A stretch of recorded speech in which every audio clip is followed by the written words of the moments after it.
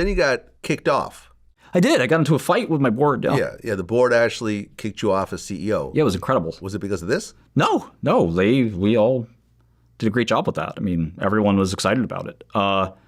It was sort of this young versus old clash is the only way I can think of it. Mm-hmm. There's a lot of jealousy, I think. I was 30.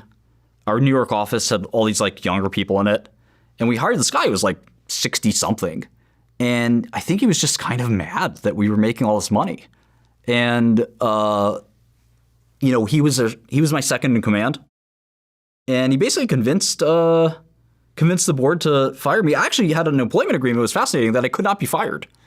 But I basically just said, listen, if you idiots don't want me around, I'll take my ball and go home and start a new company. And I don't need you guys. It's almost like the Apple story. Yeah, I mean, listen, when Steve Jobs hired, was it Shkreli? Shkreli, yeah.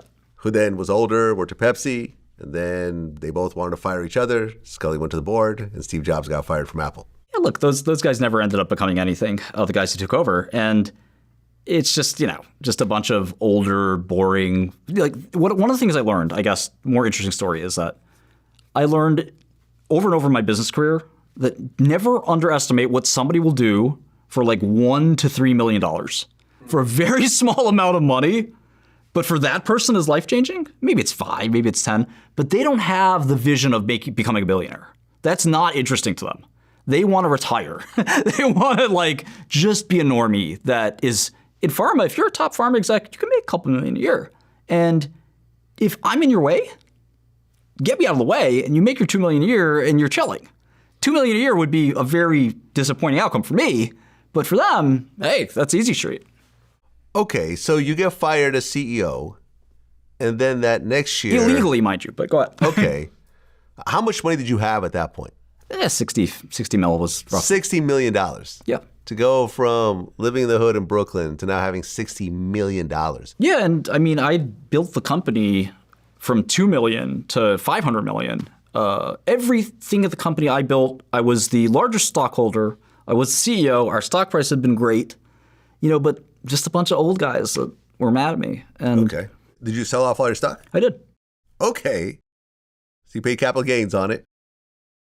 What kind of things were you buying for yourself? Like, did you buy a plane? Did you buy property? No. Rolls Royces, Ferraris? Nope. Richard Mille watches? None of that? Nope. You just had the money in the bank? Start a new company. Okay. Well, you did buy the Wu-Tang album. I did. This was 2015 for $2 million. 1.5, yep. 1.5? Yep. Okay, and I've talked to Rizza about this. And I looked into the background of this album. There's a producer named Silver Rings from Europe who was a Wu-Tang affiliate, and he put together this project with Rizza without really telling everyone how it came together. People like Correct. Ghostface and Method Man and whoever else was on it were like, okay, that's my man. I'll do a verse. Didn't really think anything of it. Oh, it's probably going to be some little independent project, whatever. They didn't think it was going to be packaged like this. Right. Until it was packaged like this. Correct. So how did you actually buy it? Well, I'd been a fan of the Chappelle Show. So as a kid, I didn't really care for Wu-Tang. I knew who they were because they're popular. Mm-hmm. I liked grunge rock, at the time. And there was this kid I went to high school with named Josh Martinez who was from the Bronx. And he and I would be juvenile delinquents together. And he would listen to my Walkman sometimes, and I would listen to his. And I liked Wu-Tang. I didn't love it. And he felt the same way about my music. And years would pass, and I eventually liked hip hop. Eminem actually strongly convinced me to like hip hop as an art. And then I started to appreciate other hip hop, specifically Jay-Z and others. But I really, really liked Dave Chappelle. I thought he was the funniest guy in the world, still do. And he would often refer to the Wu-Tang in his skits. Yeah. In the racial draft, the Asians select the Wu-Tang Clan. Right. Hilarious. Wu-Tang Financial. Wu-Tang Financial. Got to diversify your bonds. One of my favorite skits ever. Yeah. And when this opportunity came up, I said, gee, I have to sort of do this just for the culture.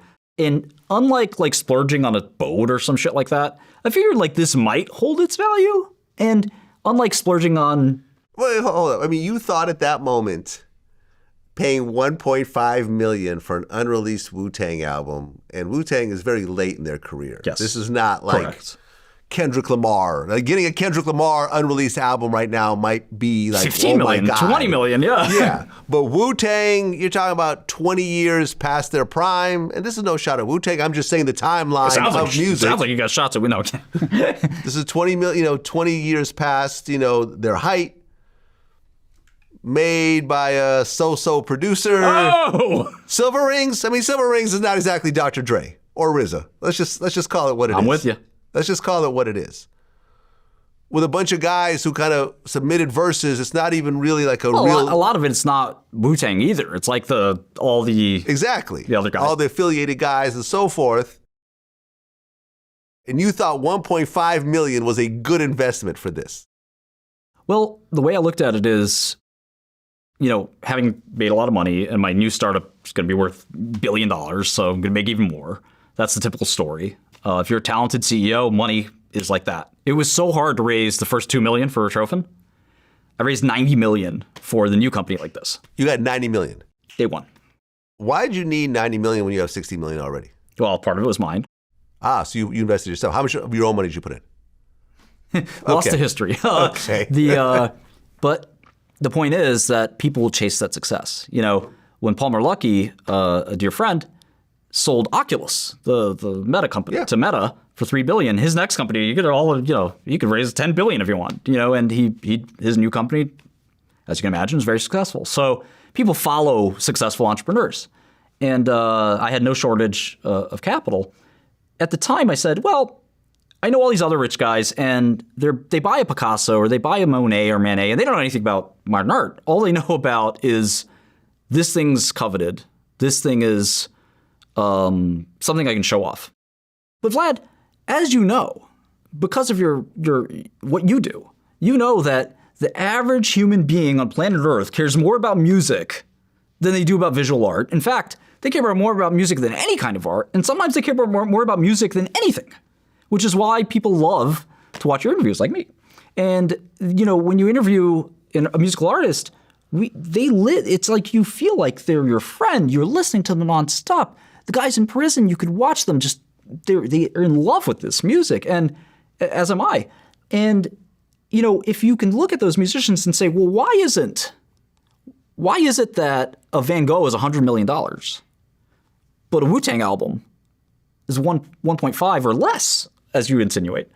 Why wouldn't that be a little masterpiece? Now, maybe Wu-Tang's not Van Gogh. Maybe it's a lesser known, maybe a Matisse or, a Gauguin or whatever, but it's not Picasso maybe, but it's good. And it could be a painting on the wall. But I care more about music than I do about impressionist art or, abstract art or whatever. There's sculptures have you seen Rothko? Like Rothko is just big black color and $60 million. What's more important to me in my life? Music. I have my headphones on all day. I love music. I played music. It enthralls me. The Rothko doesn't enthrall